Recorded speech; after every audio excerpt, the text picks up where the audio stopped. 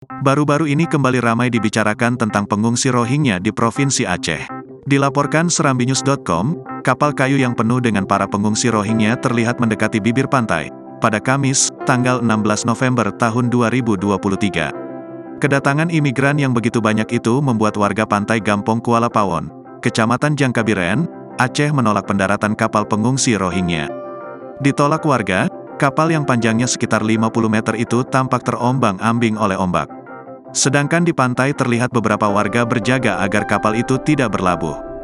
Gecik atau Kades Kuala Pawon, Mukhtar, mengatakan kapal itu mulai disadari keberadaannya oleh warga pada sekitar 04.50 waktu Indonesia Barat.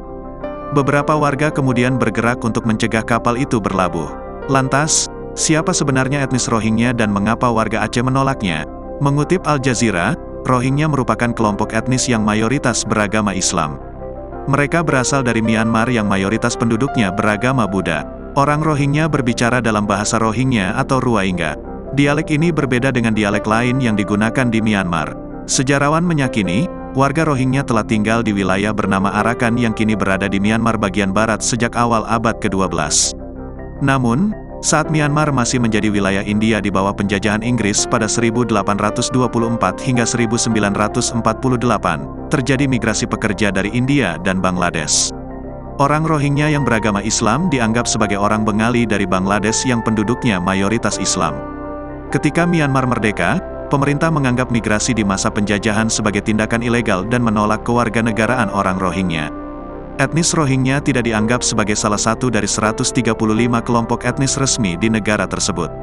Pemerintah Myanmar bahkan menolak memberi mereka kewarganegaraan sejak 1982. Hampir seluruh warga Rohingya tinggal di wilayah Myanmar yang kini bernama Rakhine. Mereka tidak boleh keluar dari salah satu wilayah termiskin di negara tersebut tanpa izin pemerintah. Akibatnya, mereka kesulitan untuk belajar, menikah, menjalankan agama, bekerja, dan mendapatkan layanan kependudukan.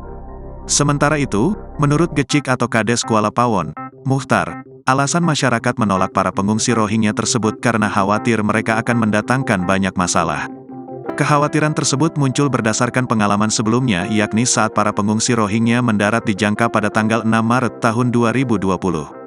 Kala itu para pengungsi Rohingya mendarat di pesisir Gampong Alue Buya Pasi, Jangka. Penolakan dilakukan agar kawasan mereka tetap aman.